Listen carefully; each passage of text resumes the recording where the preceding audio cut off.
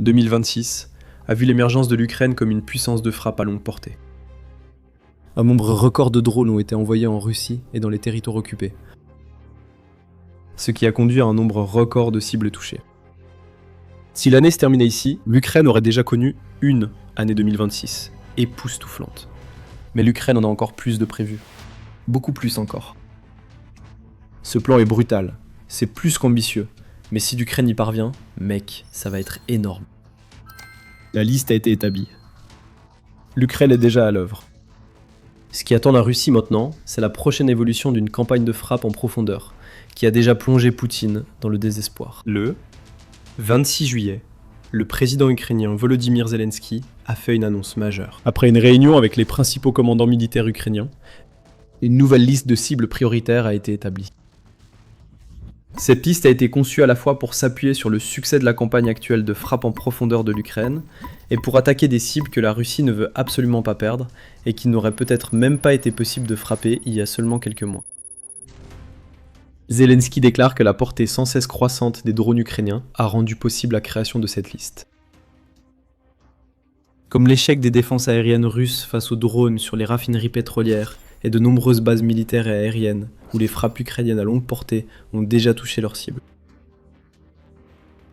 Aujourd'hui, nous avons décidé de poursuivre nos opérations et actualiser la liste des objectifs prioritaires en fonction de l'impact réel sur la Russie et de sa capacité à poursuivre et à prolonger cette guerre, a déclaré Zelensky. Notre pression à longue portée vise surtout à pousser la Russie vers la diplomatie, en compliquant la production d'armes, de composants, le pétrole et d'autres pertes économiques, et en ramenant cette guerre à son port d'attache. Donc, l'Ukraine a un double objectif. Ramener la guerre aux frontières russes et pousser Poutine à négocier la paix. Nous évaluerons bientôt le réalisme de ces objectifs. La liste a été rédigée par Zelensky et le nouveau commandant en chef des forces armées ukrainiennes, Mikhailo Drapatchy. Le chef d'état-major général, Ihor Skobek, et le ministre de la Défense par intérim, Yevgeny Kamara. Les apports de Drapatchy à la liste sont sans doute les plus intéressants. N'ayant été dévoilé comme nouveau commandant en chef de l'Ukraine que le 22 juillet, pour remplacer Oleksandr Syrsky, il est certain d'avoir de nombreuses idées sur ce que l'Ukraine peut frapper pour affaiblir la Russie sur le front et mettre plus de pression sur Poutine chez lui. C'est la première occasion pour Drapatchy de montrer ce qu'il peut apporter. Le temps dira si les cibles prioritaires qu'il a désignées auront un impact pour l'Ukraine. En parlant de ces cibles, la grande question est maintenant évidente. Que l'Ukraine prévoit-elle de cibler ? C'est là que les choses deviennent un peu floues. Zelensky et ses collaborateurs n'ont pas dévoilé le contenu de la liste. Cela ne devrait pas surprendre.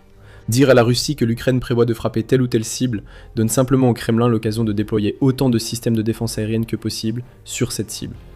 On pourrait dire que l'Ukraine avait ici l'occasion de révéler une fausse liste, forçant la Russie à déployer ses défenses aériennes loin des vraies cibles.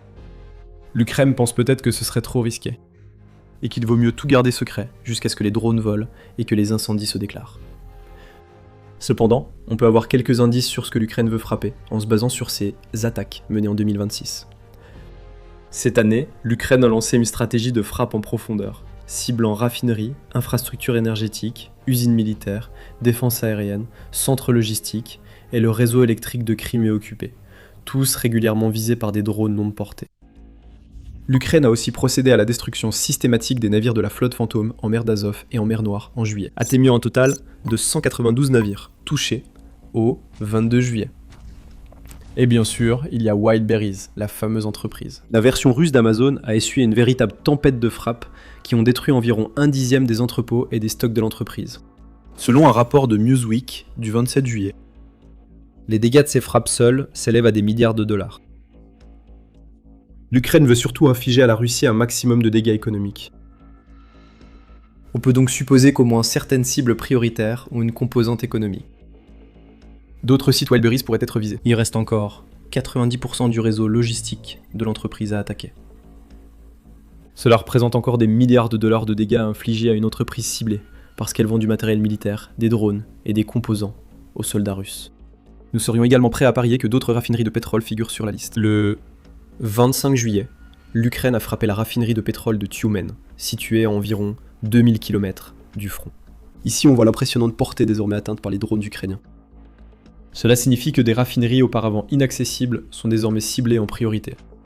Gardez la portée en tête. Nous y reviendrons. Le rapport du Kyiv Independent sur la nouvelle liste de Volodymyr Zelensky donne plus d'indices sur ce que l'Ukraine pourrait cibler. La profondeur stratégique, jadis un atout pour la Russie, devient désormais un problème pour sa direction politique et militaire. La plupart des défenses aériennes russes sont autour de Moscou.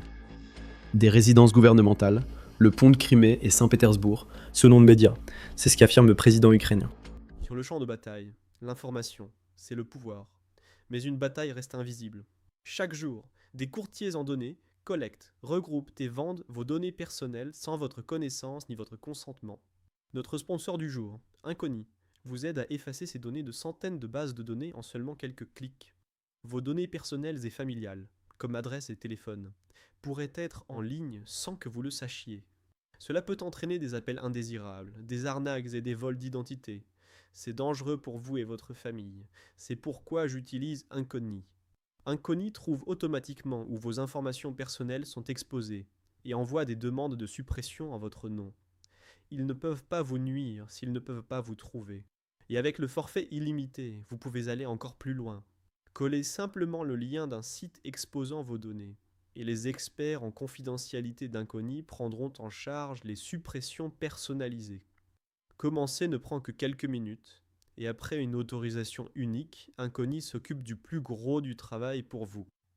Reprenez le contrôle de votre vie privée dès aujourd'hui. Utilisez notre code spécial pour obtenir 60% de réduction sur n'importe quel abonnement annuel Inconi. Scannez le code QR ou cliquez sur le lien ci-dessous et commencez à supprimer vos informations personnelles du web. Vous savez déjà que l'information, c'est le pouvoir. Utilisez maintenant ce pouvoir pour vous protéger et reprendre le contrôle de votre vie privée avec Inconi. Les drones ukrainiens ont souvent réussi à franchir ces défenses pour atteindre leur cible. Cela nous donne deux possibilités. Volodymyr Zelensky a peut-être cité ces lieux, car ils sont prioritaires. Cela aurait du sens. L'Ukraine cherche à isoler la Crimée, donc attaquer le pont de Kertch qui relie la Crimée au territoire continental russe est logique. Frapper Moscou et Saint-Pétersbourg profite aussi à l'Ukraine, car ce sont les deux villes clés pour Poutine.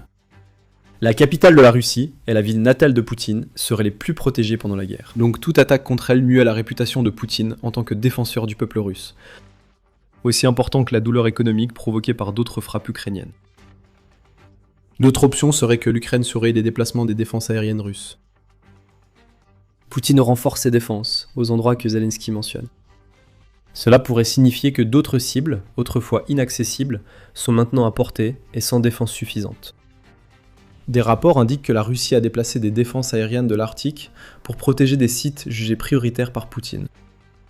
Zelensky a aussi déclaré que la Russie déplace des systèmes de défense aérienne dans le pays. Ce qui suggère que l'Ukraine sait d'où proviennent ces systèmes et sait donc quelles cibles sont devenues plus vulnérables. Ces cibles nouvellement vulnérables sont peut-être désormais les priorités, tandis que Poutine tente de se protéger, lui et un cercle restreint de Russes, avec des défenses aériennes. Il faudra attendre pour voir. Zelensky a aussi prévenu la Russie qu'elle ne pourra rien faire pour empêcher ce qui arrive. Le président ukrainien a évoqué les chiffres. Plus de 1000 missions de frappe à longue portée ont été menées avec succès par l'Ukraine depuis le lancement de sa campagne de frappe coercitive à longue portée, plus tôt en 2026. Ces frappes vont de plus en plus loin. La frappe sur la raffinerie de Tchoumen n'était même pas un record. Ce record concerne l'attaque sur la raffinerie d'Omsk survenue quelques jours plus tôt, qui est située à environ 2500 km de la frontière entre l'Ukraine et la Russie. Selon Zelensky, la portée de ces drones n'a pas encore atteint ses limites. L'Ukraine peut désormais frapper des cibles situées à 3000 km, ou plus, mettant ainsi l'Oural, la Sibérie, et de nombreuses régions au-delà de Moscou, dans la ligne de mire. Encore une fois, tout est dans le message. Zelensky veut que Poutine comprenne que l'immensité, qui a été la grande force de la Russie dans tant de guerres auparavant, est devenue un handicap. La Russie doit déplacer ses défenses aériennes, car elle n'en a pas assez pour tout protéger. À mesure que la portée des drones ukrainiens augmente, la liste des cibles potentielles s'allonge. Cela permet de choisir de nouvelles cibles prioritaires. Pour l'instant, l'Ukraine est heureuse de laisser la Russie dans l'incertitude. Va-t-elle frapper Moscou, Saint-Pétersbourg et la Crimée encore plus durement, dans le cadre d'une campagne déjà brutale? Ou va-t-elle frapper des cibles à des distances encore plus longues, qui sont désormais plus vulnérables que jamais, parce qu'elles n'ont plus de défense aérienne? La Russie ne le saura qu'au moment des frappes. Concernant la portée, ce que Vladimir Poutine estime devoir défendre va bientôt évoluer. Car l'Ukraine développe des armes capables de frapper encore plus loin que celles qu'elle possède actuellement. Cela pourrait vraiment changer la donne. Mais avant d'aller plus loin, ceci est un rappel. vous regardez l'émission militaire. Si vous n'êtes pas encore abonné, c'est le moment idéal pour cliquer sur le bouton et activer les notifications afin d'être parmi les premiers à découvrir ce que nous vous réservons prochainement sur la chaîne. L'Ukraine a déjà montré qu'elle pouvait frapper des cibles jusqu'à 3000 km. D'autres suivront, beaucoup plus. Quelques jours seulement avant de révéler l'existence de la nouvelle liste de cibles prioritaires de l'Ukraine. Zelensky a révélé que l'Ukraine travaille activement à étendre la portée de ses drones afin qu'ils puissent frapper des cibles situées jusqu'à 4000 km de ses frontières. Ce travail doit être terminé avant fin 2026, affirme Zelensky, ajoutant une dimension à la liste. Si l'Ukraine peut ajouter encore 1000 km à sa portée, alors l'extrême-orient russe entre en jeu. C'est mauvais pour Poutine, et cela va empirer. En plus de l'amélioration de 1000 km prévue pour cette année, Zelensky affirme que 2027 verra l'arrivée de drones capables de parcourir entre 5000 et 10 000 km. Le président de l'Ukraine n'en a pas révélé beaucoup plus que cela. Encore une fois, il a raison de rester discret sur les détails. Pour que Zelensky fasse une telle déclaration, il doit avoir vu une technologie que l'Ukraine n'a pas encore révélée au monde, ou à la Russie. C'est un autre avertissement pour Poutine. L'Ukraine a la liste et pourra bientôt frapper des cibles que Poutine n'aurait jamais imaginées. En plus de cela, l'Ukraine travaille également sur la création de son propre missile balistique. Ce missile développé par Firepoint, qui fabrique de nombreux drones longue portée, utilisés par l'Ukraine contre la Russie, n'est pas simplement conceptuel. Selon un rapport du 18 juillet, le Kiev Post indique que Firepoint affirme que le missile est presque terminé et qu'il pourrait être prêt à être déployé contre la Russie dès l'automne 2026. À propos du nouveau missile, Denis Tillerman, propriétaire et concepteur en chef de Firepoint, a déclaré « L'armée décidera où frapper. Mais je pense que cela deviendra vite des cibles majeures. » Firepoint développe en fait deux missiles balistiques. Le FP7 a une portée allant jusqu'à 200 km, tandis que le FP9 peut frapper des cibles situées jusqu'à 855 km de l'Ukraine. Donc nous avons encore plus de spéculations sur la nouvelle liste. Certaines cibles prioritaires sont peut-être des sites que l'Ukraine a déjà frappés avec des drones. Mais une fois qu'elle possédera des missiles balistiques de longue portée, ces sites ne seront plus seulement touchés, mais totalement détruits par des armes bien plus puissantes. Voici ce que nous prévoyons. La nouvelle liste de priorités de l'Ukraine contient probablement un mélange de cibles qui ont déjà été frappées, comme le pont de Kerch, et des cibles qui sont désormais accessibles en Sibérie, et dans l'extrême-orient russe, grâce à la portée croissante des drones ukrainiens. Si Firepoint a raison, et que des missiles balistiques seront disponibles dans les 2 prochains mois, nous prévoyons aussi des attaques plus fortes contre les raffineries de pétrole russes près des frontières, notamment celles dont les défenses aériennes ont pu être retirées et ramenées à Moscou. L'arsenal actuel de l'Ukraine se distingue par la variété de portée et de puissance. Cela met Poutine sur la défensive. L'Ukraine peut frapper presque tout, et Zelensky veut que Poutine le sache. Au bout du compte, l'annonce de la liste des cibles prioritaires a un seul but: forcer Poutine à négocier. Zelensky l'a affirmé dans la citation ouvrant la vidéo, et a précisé les attentes de l'Ukraine dans le même message sur Telegram. Nous avons fait toutes les propositions nécessaires à la direction politique russe pour mettre fin à la guerre par une paix décente. Tous les partenaires savent ce qui est nécessaire. Notre précision favorise les conditions d'une diplomatie authentique, a déclaré Zelensky. En somme, l'Ukraine a renversé la situation. C'est la Russie qui est censée utiliser des attaques à longue portée pour intimider l'Ukraine et la pousser à capituler. La Russie agissait ainsi car l'Ukraine ne présentait pas une menace à longue portée équivalente à la sienne pendant des années. Désormais, l'Ukraine dispose d'une telle capacité de frappe à longue portée, et même davantage. Cela signifie que l'Ukraine peut devenir celle qui fait pression pour forcer Poutine à négocier. The Telegraph et The Economist affirment que pousser Poutine à demander la paix est l'objectif final de l'Ukraine. Le premier mentionne les frappes en profondeur et la campagne de blocage logistique de l'Ukraine dans les territoires occupés comme moyen de frapper l'armée russe pour pousser Poutine à négocier. Ces attaques ont lieu alors que les avancées russes en Ukraine stagnent au point que 2026 pourrait bien être la pire année de la Russie en Ukraine. Chaque gain russe réalisé actuellement est coûteux et lent, et se paie au prix de milliers de soldats, sans qu'on en connaisse le nombre exact. Et chaque jour qui une plus grande part de la machine de guerre russe est détruite, que ce soit des raffineries et des cibles à l'intérieur de la Russie, ou des nœuds logistiques dans les régions occupées. The Economist va encore plus loin, affirmant que l'Ukraine essaie carrément de menacer Poutine pour l'amener à la table des négociations. On ne peut pas dire qu'on soit en désaccord. La nouvelle liste de l'Ukraine représente une menace, aussi claire que tout ce qu'on a vu venir de ce pays. Et cette menace est appuyée par tous les succès de l'Ukraine dans les frappes à longue portée jusqu'ici en 2026.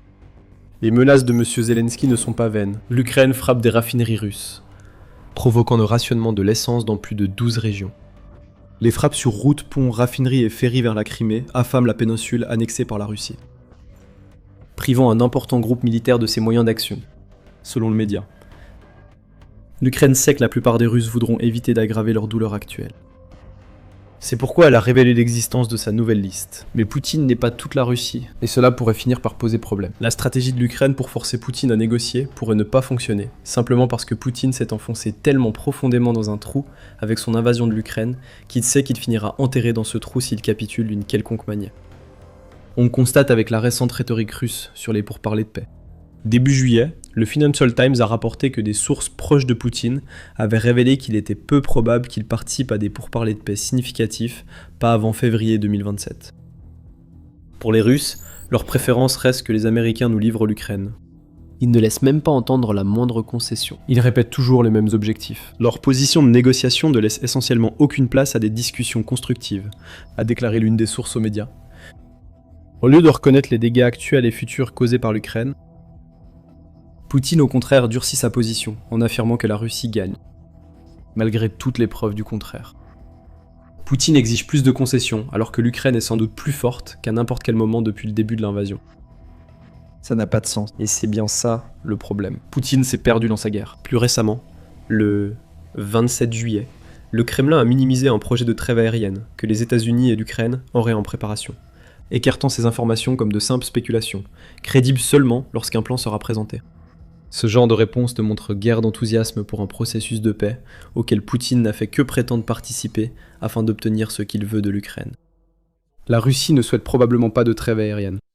Bien que cela épargnerait la nation de ce qu'il attend alors que l'Ukraine commence à s'attaquer à sa liste de priorités, cela impliquerait aussi que la Russie ne pourrait plus attaquer les civils ukrainiens avec missiles et drones. C'est un élément central de la stratégie terroriste de la Russie. L'Ukraine préfère la paix. Mais si Poutine dit non, le feu viendra. Un avertissement a été lancé quelques jours après que Zelensky a révélé la liste de l'Ukraine, alors que l'Ukraine a envoyé 390 drones dans la région de Moscou. La Russie dit avoir intercepté la plupart de ces drones, mais l'Ukraine voulait probablement rappeler à Poutine que Moscou reste vulnérable. Nulle part ailleurs en Russie n'est en sécurité non plus. Euromaidan Press rapporte qu'il y a déjà eu une augmentation de 1150% des frappes ukrainiennes en profondeur depuis le début de 2026. Le média United 24 ajoute que cette augmentation signifie que l'Ukraine a frappé 697 cibles à travers la Russie au 10 juillet, coûtant au Kremlin 6,1 milliards de dollars, ce faisant. Si Poutine ne cède pas à la pression, alors il y en aura encore plus. Zelensky veut marteler ce message à Poutine, alors que l'Ukraine prépare de nouvelles frappes sur ses cibles prioritaires. Poutine doit désormais craindre un inconnu. Il ignorera l'arrivée et les cibles des drones ukrainiens, jusqu'à ce que l'Ukraine l'informe par les incendies et explosions qui s'ensuivent. Surveillez la chaîne ces prochaines semaines. Nous avons le sentiment que nous parlerons de plus d'une des nouvelles cibles prioritaires de l'Ukraine. Et pendant que vous attendez ces rapports inévitables, pourquoi ne pas en apprendre un peu plus sur les frappes contre Wildberries ? Nous en avons déjà parlé, et il ne serait pas étonnant que d'autres sites de la société soient sur la liste ukrainienne. Si vous voulez savoir pourquoi Wildberries est une cible majeure, regardez notre vidéo. Nous expliquons comment les frappes de l'Ukraine s'inscrivent dans une campagne visant à retourner les Russes contre Poutine. Et si vous avez apprécié cette vidéo, n'oubliez pas de vous abonner à l'émission militaire et d'activer la cloche de notification. Vous restez informés alors que l'Ukraine frappe les cibles de ces listes. Et merci, comme toujours, de regarder.